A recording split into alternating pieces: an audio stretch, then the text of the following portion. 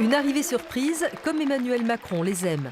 Les 400 femmes réunies dans la salle Belgrave à Pessac ont pu s'adresser directement au président de la République hier soir et dire leurs expériences de vie.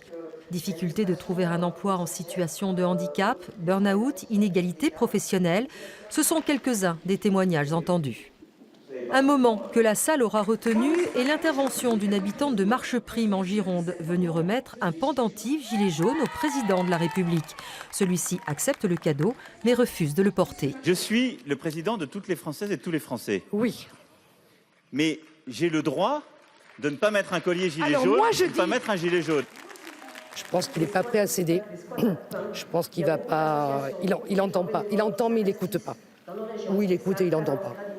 Attentif à toutes les prises de parole, Emmanuel Macron a pu apprécier celle d'Enora, 7 ans, élève de CE2 dans une école de Pessac, venue lui parler de transition écologique. On récolte les compotes, les gourdes de compote vides et on les recycle et l'argent récolté sert à acheter des livres pour la bibliothèque.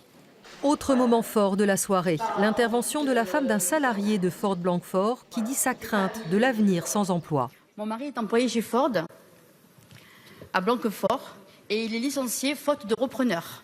Ma famille et moi allons être dans la précarité. Emmanuel Macron a alors fustigé l'attitude de l'entreprise américaine. L'État s'est battu. Il y a eu beaucoup de cynisme de l'entreprise Ford, que je condamne. Avec la région, avec Pôle emploi, on va mettre en place un système pour qu'il y ait un accompagnement individualisé de tous les anciens salariés Ford.